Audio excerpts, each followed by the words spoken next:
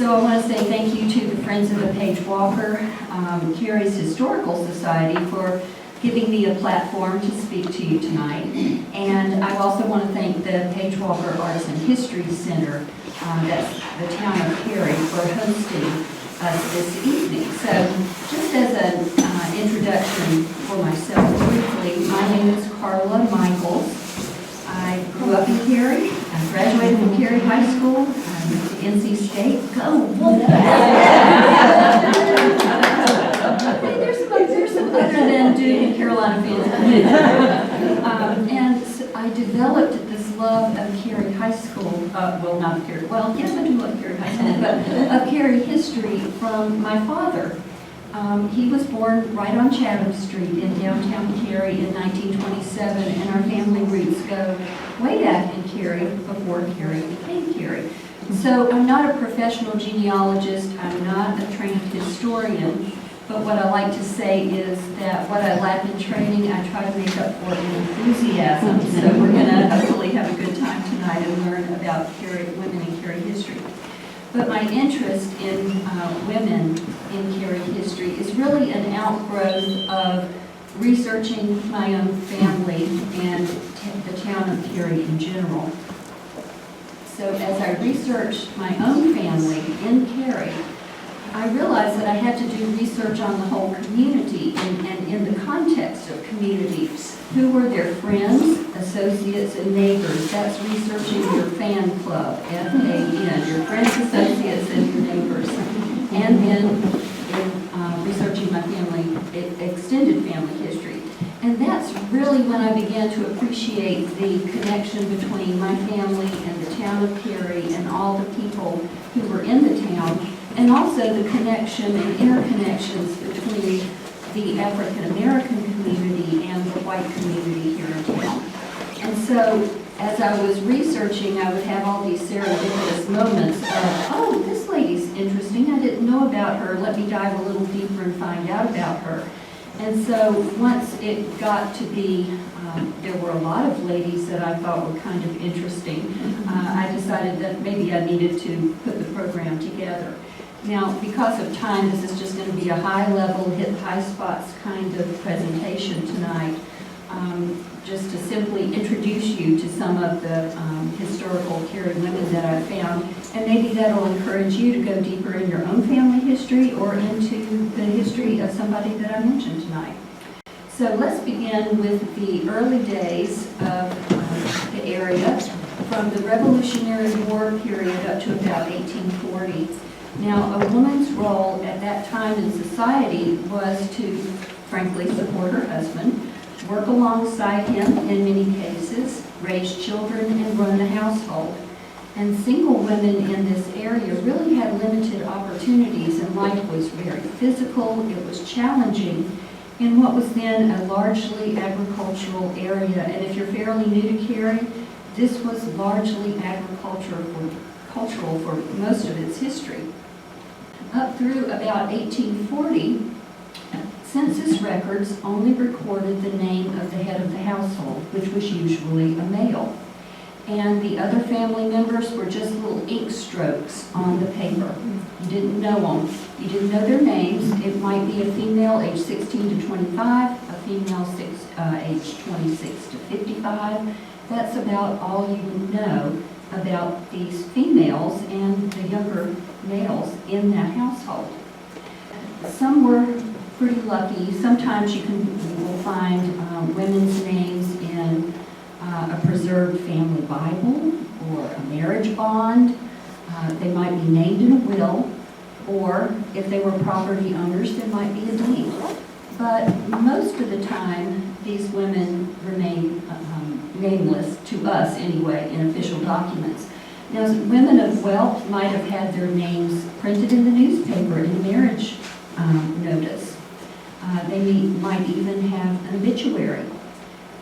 Some had stone grave markers with information on it, such as Rachel Perry Jones.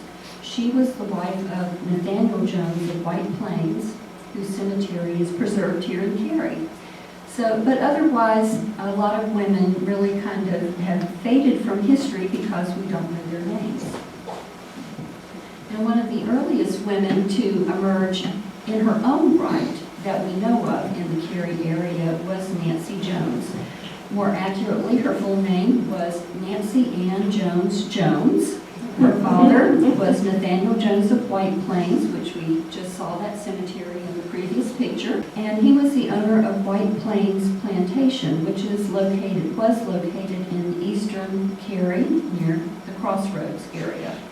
And his daughter, Nancy, married a man named Henry Jones, who was the son of Nathaniel Jones Sr. of the Crabtree Creek area, which was on the western side of Cary. So east and west came together. The two families joined together. You can kind of think of it as the Hatfields and McCoys without the violence. There was some political rivalry, and we don't have time to go into that this evening, between the two different Nathaniel Joneses that were running against each other at the time. But they did bring those two unrelated Jones clans together. So Nancy's husband died in 1841. Which was it, Barb? 1841? Okay. And he left Nancy and a number of children to mourn his loss. Fortunately, we have the house still standing. It's on Chapel Hill Road. It is owned by the town of Cary, and the town of Cary is undertaking restoration. And if you see my little note there, if you know there is a air conditioner, I say that is not original to the house. So that will not be part of the restoration process. But Nancy operated a stagecoach stop at her house for many years because it was a convenient stopping place along the road from Raleigh to the Chapel Hill, Hillsborough area.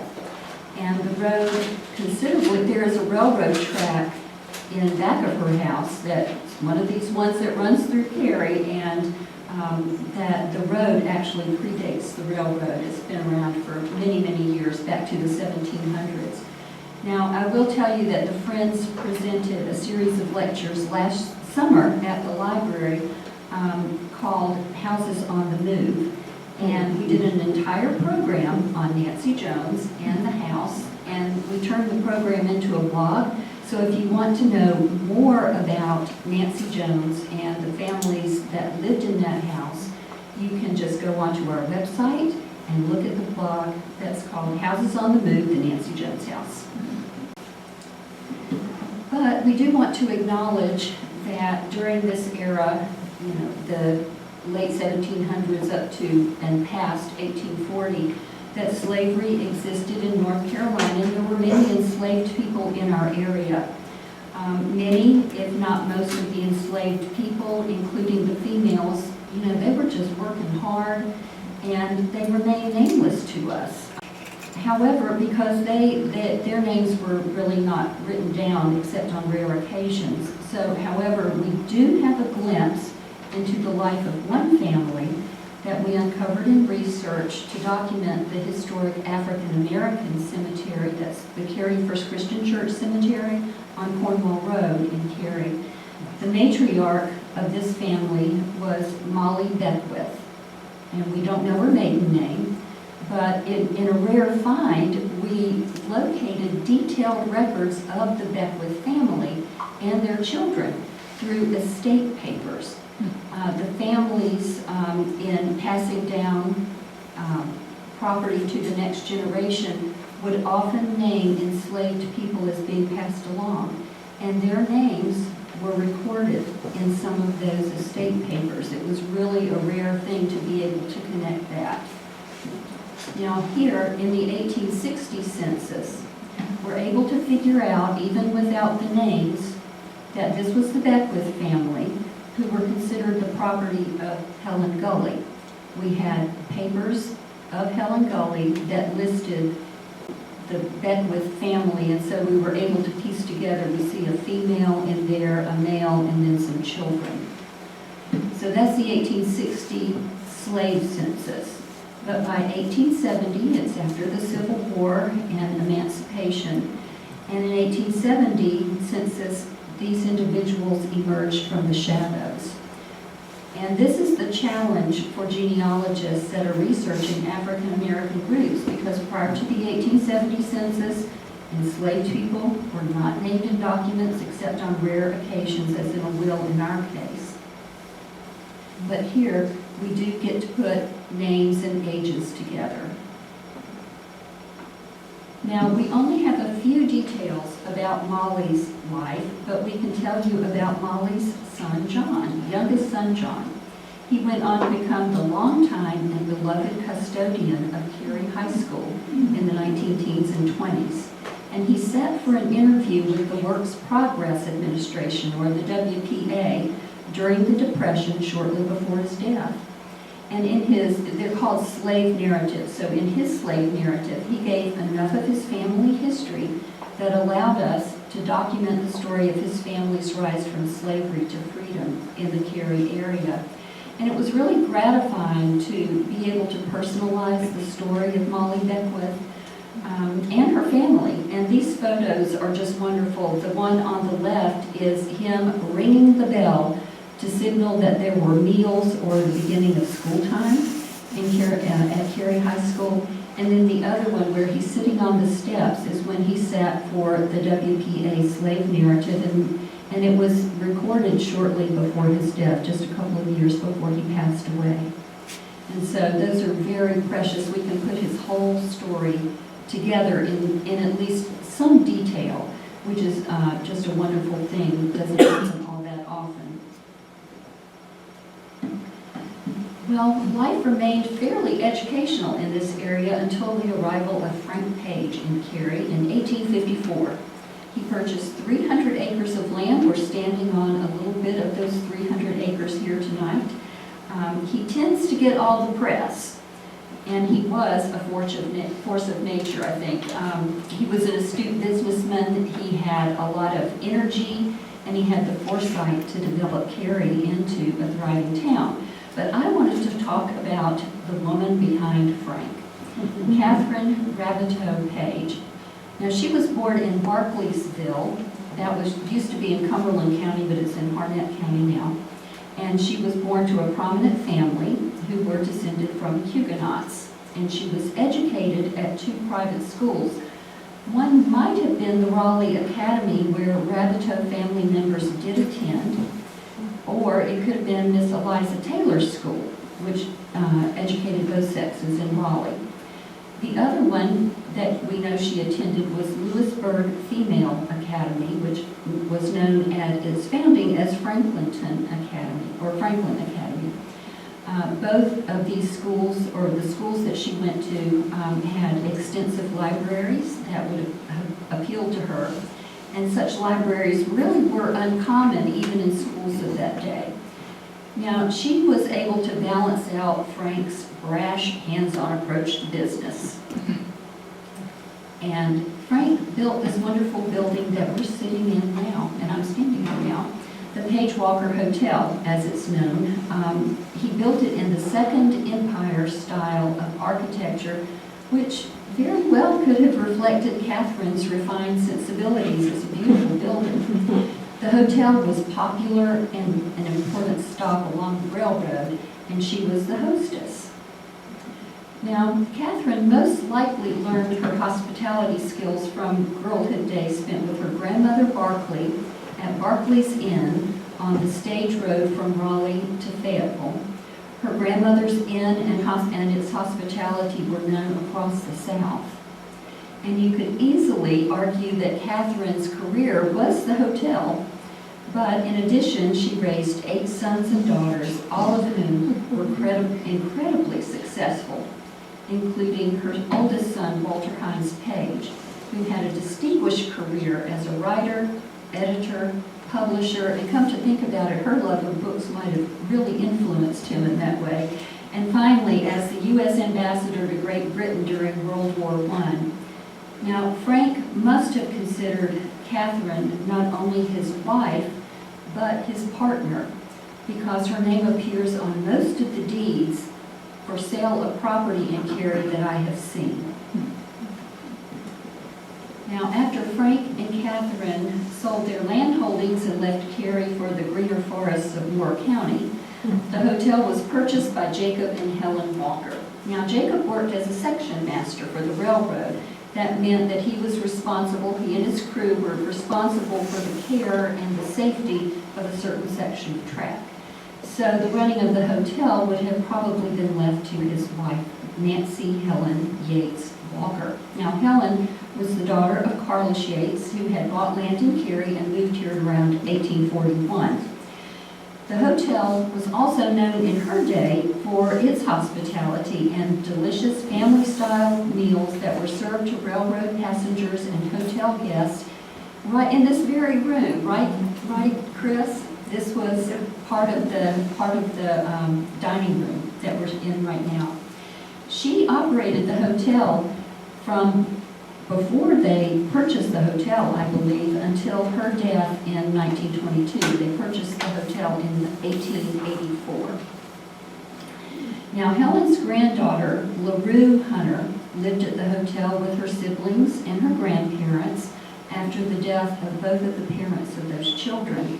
And she kept a diary of her life in Cary in 1910. That was the year after she graduated from Cary High School, and she was preparing to go to the Southern Conservatory of Music in Durham to further her music education.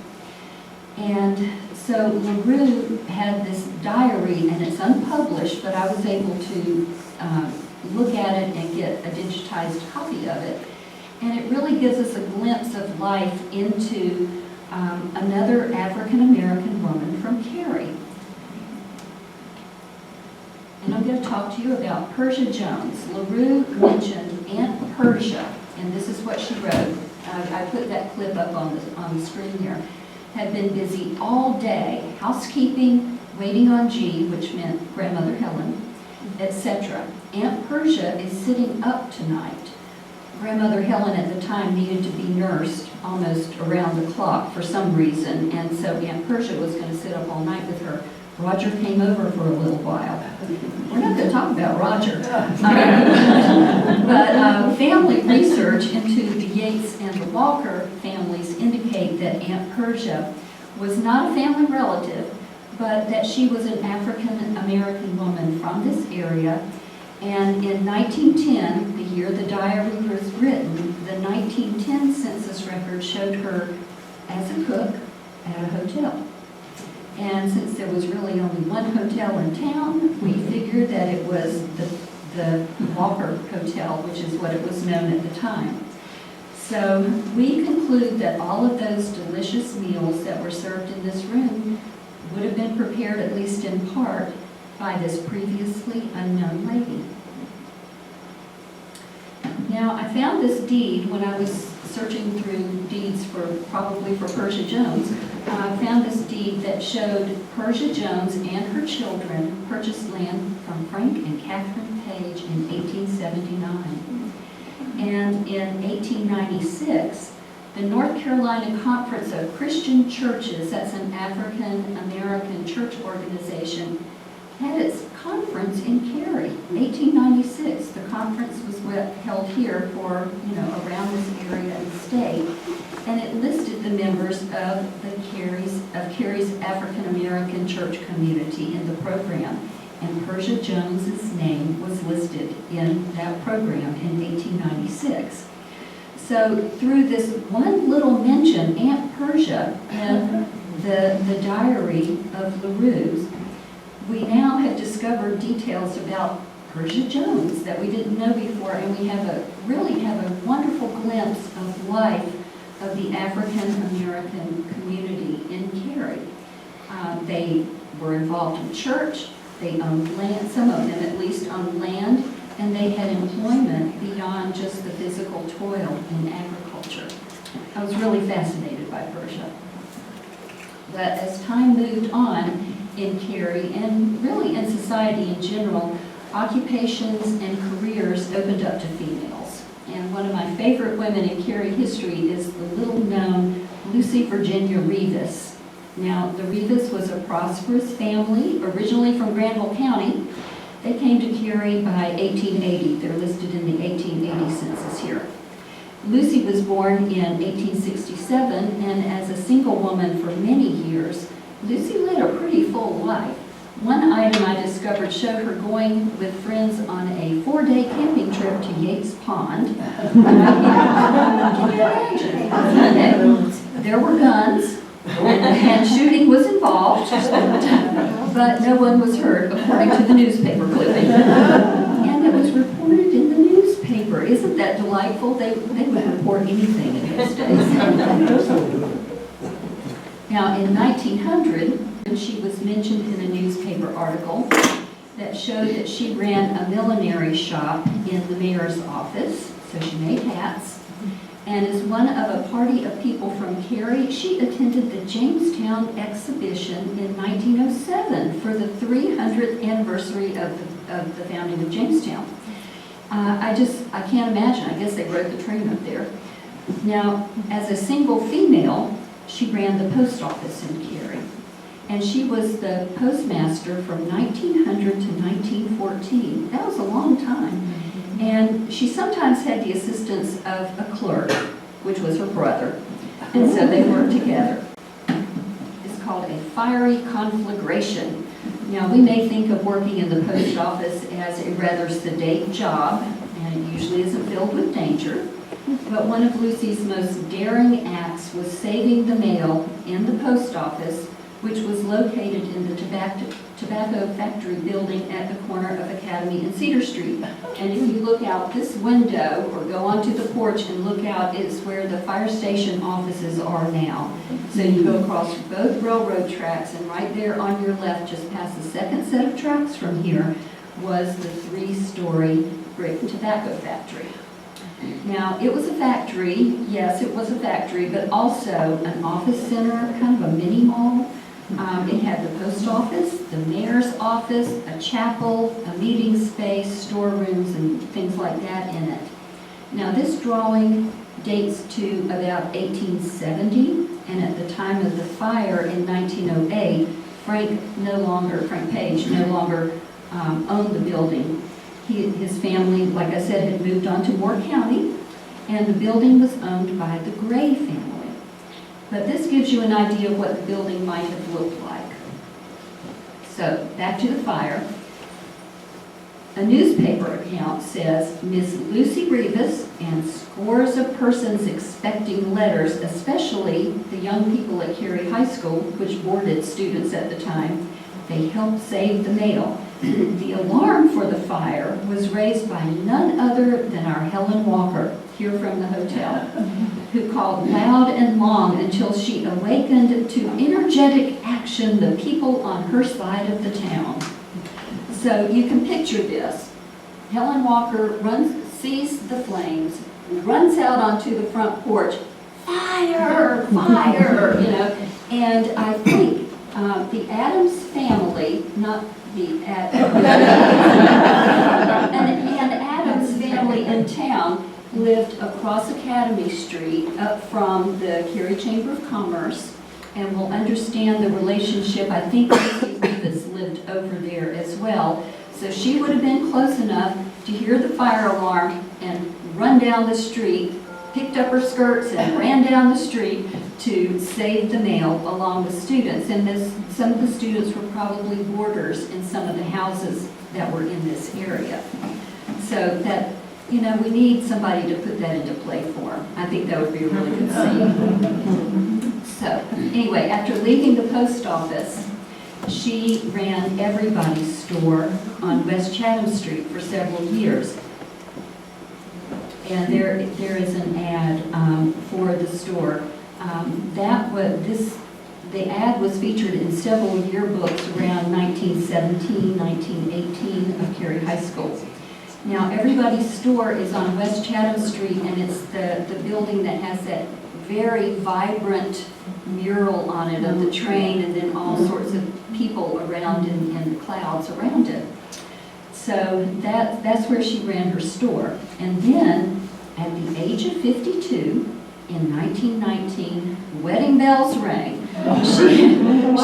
She married a recent widower, the Reverend Valerius Addison Royal, and he was here at the Methodist Church for a while. And she lived until 1959, so she was, in her 90s when she passed away.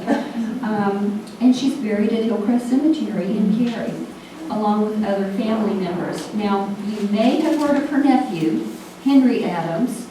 He was the owner of Adams Drugstore, which later became Ashworth's Drugstore. May it rest in peace. And Henry Adams' full name was Henry Revis Adams. If you always wondered what the R would stand for, if you saw H.R. Adams or Henry R. Adams, he was Henry Revis Adams, because his mother was the sister of our dear Lucy Revis. So that was the connection. See, you can't talk about anybody in Cary history because they're all related in some way.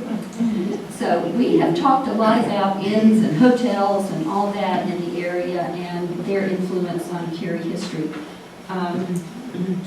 There was one, this was out of order, doggone it. So this is the building, you can see everybody's store, and that's what it looks like, but it doesn't look like that today. It's very colorful. So here we go. Here's the Joneses. Another pillar of Cary is education. It's always been known for its education, high quality education. And this opens up an additional window to talk about notable women in Cary history.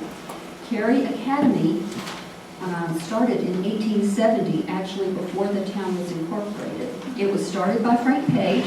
His sons attended there, and his brother ran the school for a few years. Now, Page sold part ownership in the school to Rufus Jones, who was the son of Nancy and Henry Jones, and he grew up in the Nancy Jones house down the road. Their granddaughters, or daughters of Rufus, were Lily and Lulie. We see Lily here, but it was Lily and Lulie. Her name was Louise, but they called her Lulie. And both young ladies were educated at Greensboro College, and then they came back to Cary and taught in the 1880s and 1890s.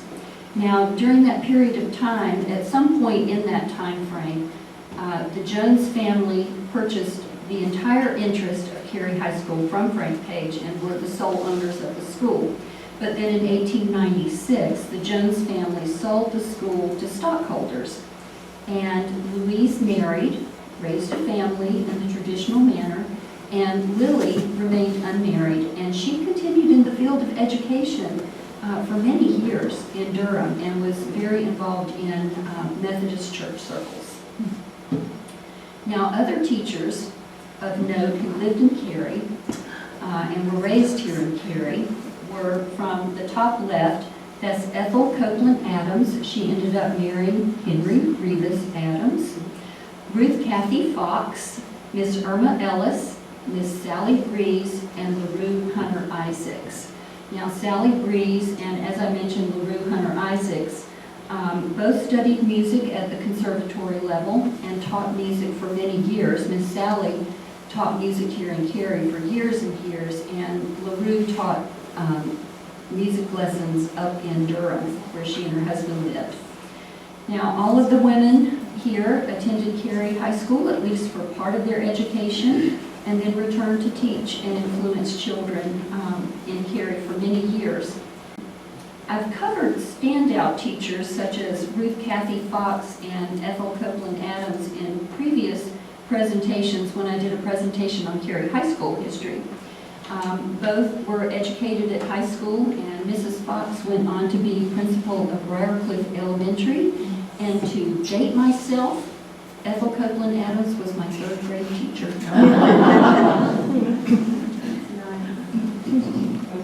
So, as we discuss the teachers of Cary Elementary and Cary High School, we do need to keep in mind that education in the African American community was ongoing as well. Although they were separate and not equal in the breadth of resources in the white schools, several teachers made a profound impact on the community. The African American school was started in a log cabin that was given to them by Alfred D. Buck Jones. That's where the name Buck Jones Road came from. And from its lowly beginning, kind of near Cary High School, the school moved to a location south of the existing Cary Arts Center along Kildare Farm Road and close to the Cary First Christian Church in its original location. It was located very close to Hillcrest Cemetery for a while, and the school was known as the Cary Colored School. Now, two notable teachers during that period were Dora Stroud and Ada Ruffin, and they taught the students at the school. Now, Ada Ruffin graduated from Franklinton Christian College in 1906, and Dora Stroud graduated in 1908. And on this slide, I see, which name is on it? Ada Ruffin is, I actually found a college catalog and her name was listed. That was just very exciting to see that in print. Now, both taught along with Reverend J.W. Meadows, who was the pastor of Cary First Christian Church, and he served as the school's first principal.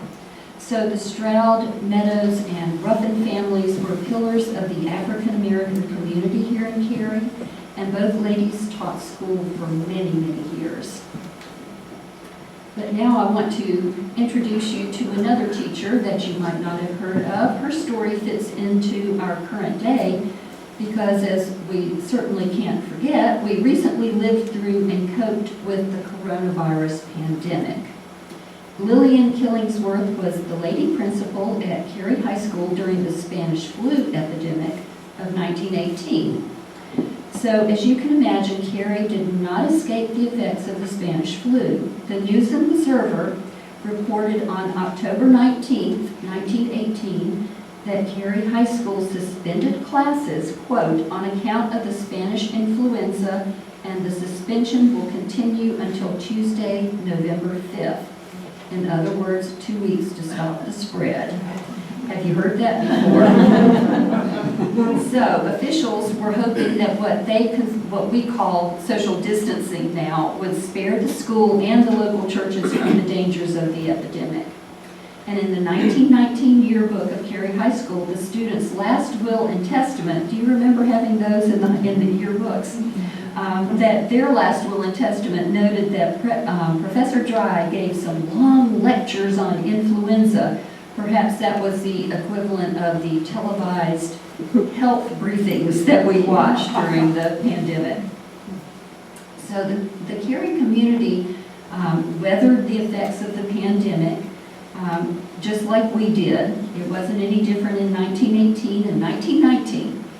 The 1920 school yearbook gave thanks to Miss Killingsworth and Nina Hartsfield, a member of the class of 1920. They gave patients medical care and attention in the school's dormitories. And a photo from the 1920 yearbook shows two unidentified flu fighters who may be these two women. I think they are, comparing the faces of Miss Killingsworth. But another News and Observer article pointed out that this care came through the Sick Relief Committee and that the home economics class prepared the food while the boys delivered the food to local families and looked after them. So it really was a community effort.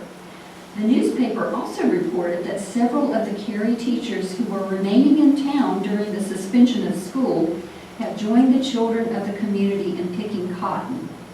So far, Ms. Killingsworth has the record for speed, having gathered over 100 pounds of the fleecy staple in one short afternoon. Have y'all ever picked cotton? It's really hard. All I did was go into a field with a set of clippers and clip some for decorative purposes. So if you can imagine picking the cotton, how hard it is, first of all, and then, like, it's so lightweight, picking 100 pounds of it in one afternoon, my hat is off to Miss Killingsworth. She was a superstar. And the students were so impressed with her efforts at the school and in the community that they dedicated the 1919 yearbook to her. And the picture that is shown on the right is that picture where they dedicated it to her. Soon afterwards, she went on to become the Dean of Women at Greensboro College, where Lily and Louie had gone to school, and she devoted herself to a lifetime of teaching. So, like many in our community today, Ms. Killingsworth displayed that real Cary can-do attitude that makes Cary really a wonderful place to live. So before desegregation, the Cary School Board hired the first person of color to teach in the Cary school system. A Native American from the Lumbee tribe, Lula Jane Locklear Smith, was from Robinson County, and she moved to Cary with her family in the 1950s. She was hired as a teacher at Cary High School, and she taught at the high school level for many years. As a matter of fact, when I was in high school at Cary High School, she was there teaching. I remember her. I thought she was beautiful. Mrs. Smith also served on the Women's Guild of the Cary Methodist Church here at both the local and the regional level, and she and her son researched and wrote a celebrated book on the history of the Lumbee Methodist called Lumbee Methodist Getting to Know Them. She also co-authored and produced 2 historical documentary films and was given numerous awards for her work, and her daughter's with us today. Purely, now Pat gave me some information about her mom, but one interesting aspect that kind of brings it all the way back around to Cary's founder was that Mrs. Smith led a coalition to honor A.G. Bauer, a prominent architect who designed the North Carolina Governor's Mansion. And you're probably wondering what the connection is there. But he was the husband of the only Native American who's buried at Raleigh's historic Oakwood Cemetery. And her name was Rachel Blythe Bauer. Now, Mr. Bauer, to bring it back to Cary, also designed 2 imposing buildings in Raleigh for the founder of Cary, Frank Page. So he built a lot of buildings here in Cary. He moved to Moore County and built a lot of buildings down there in Aberdeen, sort of founded the town of Aberdeen too. And then when he was in Raleigh, he had the Park Hotel and the Academy of Music built, and they were designed by Bauer. So kind of a full circle kind of thing we have going there. So during the 1960s, Cary took the lead in desegregating Wake County schools. Henry Adams, we've talked about him, owner of Adams Drug Store, and a member of the local school board, took the lead in promoting desegregation in Cary schools. Now his father was J.P.H. Adams, and as I said, they owned property over here on the other side of Academy Street. And J.P.H. Adams had built relationships with men in the African American community, especially a man named Arch Arrington. And the Arrington family is an old and very prominent family in the African American community. So Henry, building on what he had witnessed in his own family and with his strong leadership in this area, on August 30th, 1963, 6 young African American women integrated Cary High School. And there they are. They were Brenda Hill, Esther Mayo, Phyllis McIver, Frances White, Gwen Matthews, and Lucille Evans. And although we can't really overestimate the difficulties that the women encountered, they had support from key members of both the white and black communities in Cary to ensure that the process was ultimately successful. Community leaders were supported by teachers, administrators, parents, and citizens of both the black and the white communities. And over the next few years, the schools were completely integrated. Again, because we don't have a lot of time, I hope you'll view the presentation by Peggy Van Scoyoc on civil rights in Cary on the Friends of the Page Walker website. It should be on our YouTube channel. So let's talk about community involvement.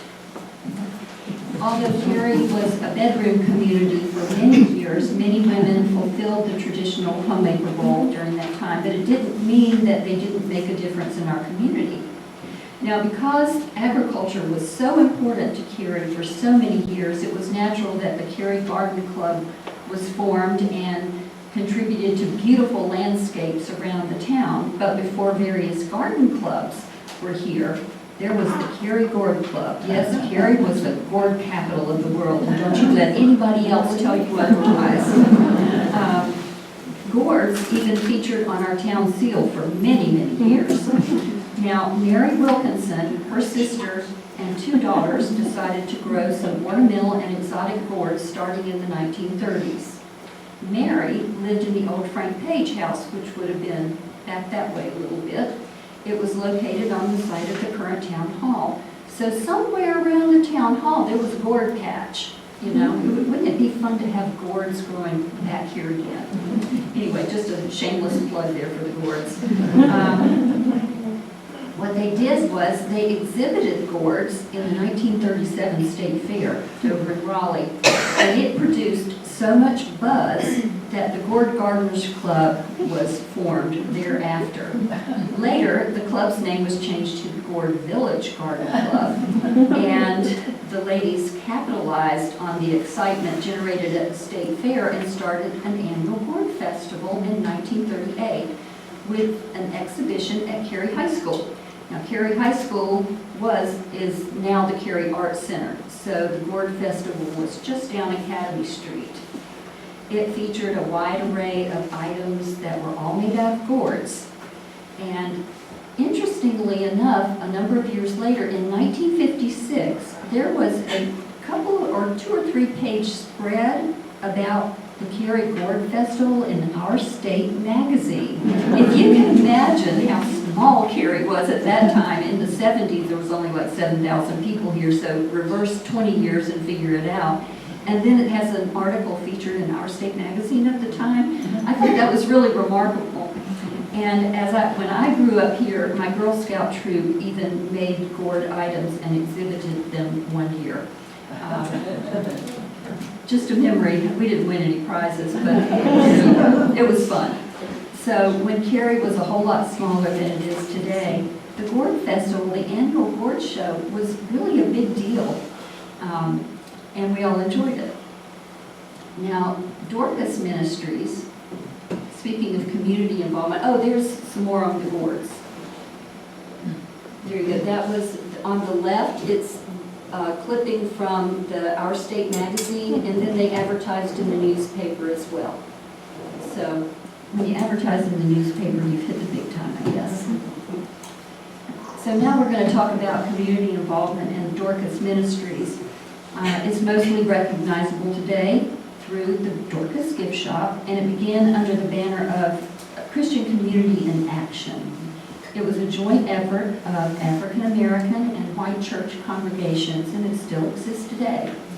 In June of 1968, Margaret Keller, who's pictured here, she's in the picture there, she brought together a small group of Christians to help meet some of the needs of Cary and Morrisville.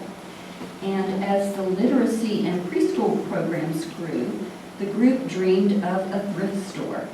And it became reality in 1972. The thrift shop was named for Tabitha, who's also known as Dorcas in the book of Acts in the Bible. And she was a woman of compassion. And so the store continues to be a place of compassion where families and individuals can shop with dignity for clothing and household items. But let's pivot just a little bit from the community to historic preservation, because we're here in this building and we're all about historic preservation here. Historic preservation has inspired many women in Cary to engage and make a difference. And Cary has long and deep roots in history, but the history has been disappearing almost before our eyes in Cary, because we've entered several seasons over the last few decades of rapid growth and development. So for example, this is Rachel Dunham. She was the wife of a longtime agricultural and vocational education teacher at Cary High School. He was known as Dad Dunham. And if I were featuring men tonight, I would show a picture of him at NC State, and then a picture of him like 40 years later at Cary High School, and he looked exactly the same. That's why they called him Dad Dunham, because he looked like a dad even when he was young. But she was instrumental in calling attention to historical documents of Cary High School that were at risk.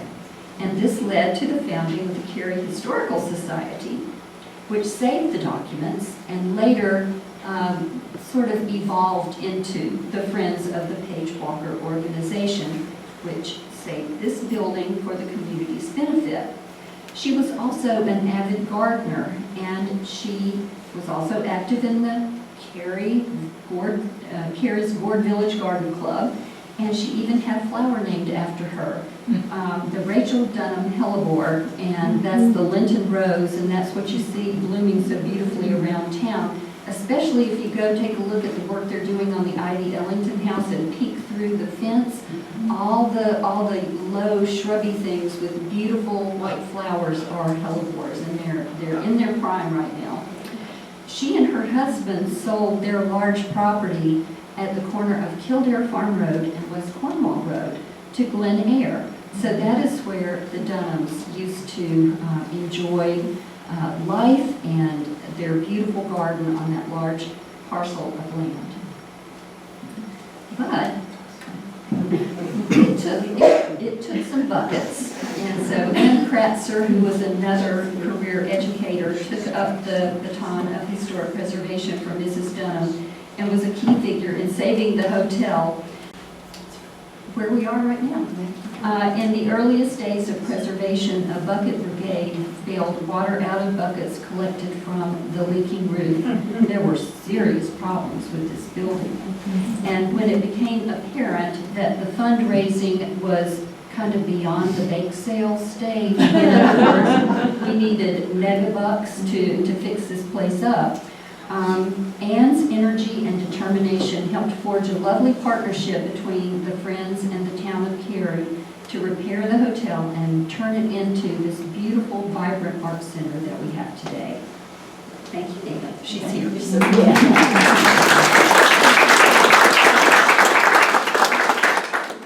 And so we'll go on. Speaking of, Daphne. Yes, Mrs. Ashworth. Businesswomen abound in Cary now, but an early pace setter was Daphne Ashworth. She was the wife of Ralph, who operated the iconic Ashworth drugstore, and her love of learning and education inspired her to help found the Cary Library in 1960. And as one of the presidents of the Junior Women's Club, she and her group decided to pull their own books and collect books from the community and start the town's first official library. And the picture that's over on the left that has that sweet little sign on it was about at the place where there's a Cary Garden Shop up on Chatham Street. It's right across the parking lot from Chatham Wine. That was where that building was, about in that area. The library traveled around for a while, including being located in what is now the Serendipity restaurant. It was there for a while, and now it has a brand new home at the corner of Dry and Kildare Farm Road. And Mrs. Ashworth not only did that, but she participated in local community groups and organizations and owned a series of Hallmark shops, card shops. She passed away in 2018, but her legacy of community involvement carries on. And this library was born out of the fact that for a while we only had a bookmobile. And I remember, I have a couple of my classmates here, and I was wondering if y'all remember the bookmobile. I remember being on the bookmobile and just thinking that was the most wonderful thing, but then again, I always loved the brick and mortar library as well. Now, over time, women have become, they've started filling positions in every sector and level of society in Cary and beyond. Another window of opportunity is civic and political arenas, and so we're going to take a look first at a lady named Annie Lee Jones. She was from Cary. The Jones family, I don't know what branch of that Jones family she's from, but she was one of them somewhere, and she was Cary's first female town clerk. Not only was she the clerk, she served as the finance director, the treasurer, and the tax collector. She could do it all. When she started her tenure, she was only, get this, one of 2 full-time employees in the town of Cary. things have changed a little bit. She was known as Miss Annie, and she was really a stabilizing force in the town government and practically ran the town. I mean, if you're taking in money and taking in taxes, then you've got a lot of control there. She served from 1953 to 1982. That is a long time. She was an avid golfer. I don't have a picture of her in her golf outfit, but she was an avid golfer, and she was an early advocate for women's sports in Cary. And I was a beneficiary, along with my friends here, of the town's girls' intramural softball and basketball programs in the 1960s and 70s. So that is part of Annie Jones's legacy. Now, the first two members of the town council were not these two ladies here, but they were Melba Sparrow and Regina McLaurin, and they were both elected in 1987. And Melba served 12 years on the town council, and both ladies served as mayor pro tem for a while. Melba passed away a few years ago, but Regina still lives in the area. Now, the women who are pictured here, Marla Durrell is on the far left. She has been a longtime member of the Friends, and she served with distinction on the town council. And she works alongside us to preserve Cary's history and its environment.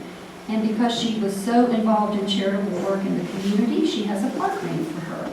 And then Gail Adcock on the right served on town council and is now a state legislator. And currently, we have 5 females on the Cary Town Council. Jennifer Robinson has served since 1999. Lori Bush has served since 2011. And Sarika Bansal, Carissa Cohn-Johnson, and Michelle Craig have recently joined the council. So that's off to them. And now, because we've talked about Cary First Christian Church Cemetery several times, I wanted to mention Miss Sally Jones, who's now 99 or 98. She might be 99 this year. I'm looking at Barb. We've done a lot. I actually think this is 100. Do you think this is okay? 100? I looked at it. September. Okay, I've seen 1925 as her date of birth as well, so we'll just We'll have, have to double check. we'll have to double check that. 99, 100. Once they get into your 90s, you get a big celebration every Yes. year. But she really retains a lot of wonderful memories about the African American community in Cary. She was also an educator, and she moved out of state and taught out of state for a while. But then, after she retired and returned to her hometown of Cary, she recognized that the cemeteries that had her family burials in it were either disappeared or in a very sad state of repair. So she was instrumental in preserving the cemetery, Cary First Christian Church Cemetery, and researching many of the unmarked graves. She had the cemetery scanned by ground-penetrating radar to find how many people were actually buried there. And there were far fewer grave markers than there were people there. So there were a lot of unmarked graves. And she would go over to the archives and work with people, pulling death records to see, like, the information on the death certificate might have said they were buried in Cary, and they were African American. And if they were African American and buried in Cary, chances were they were buried in Cary First Christian Church Cemetery, because that was the only place they were buried. So she was able to garner a lot of names, and the Friends have come along after her with the technology that we have of doing a lot of this research online, and have found a lot more. Barb, how close have we gotten? There are 160 unmarked graves or unreadable graves in the cemetery. We've identified 128 of them.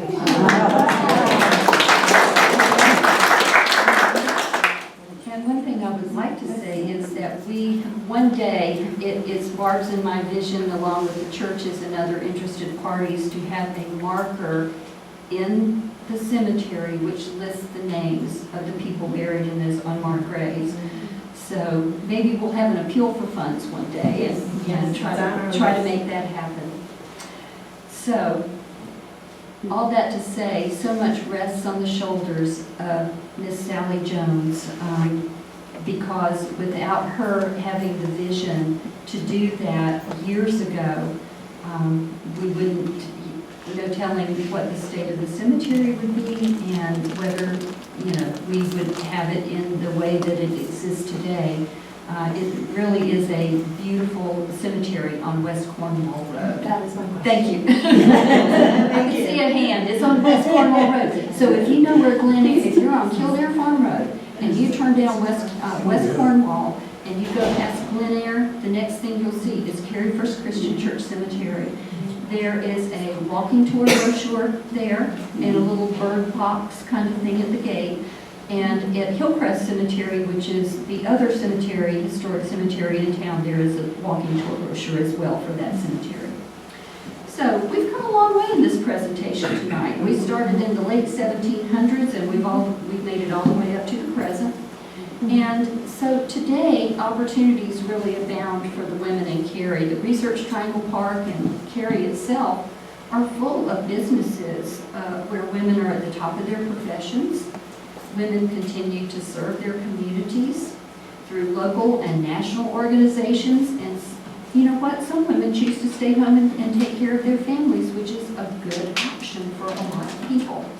So I think the takeaway today is, for Women's History Month, there are opportunities and there are choices. Women have always worked hard. Do I get an amen from the ladies in the crowd? Today, we've stepped out from behind the curtain. We're not lost in the shadows. We're not that little ink mark on a page in the 1830 census that tells you nothing about you. Success for women today in Cary has been built on the foundation of countless women who've come before us. Many are nameless, many are unsung, but their quiet contributions made Cary the place that it is today, a wonderful place to live. So, thank you for coming.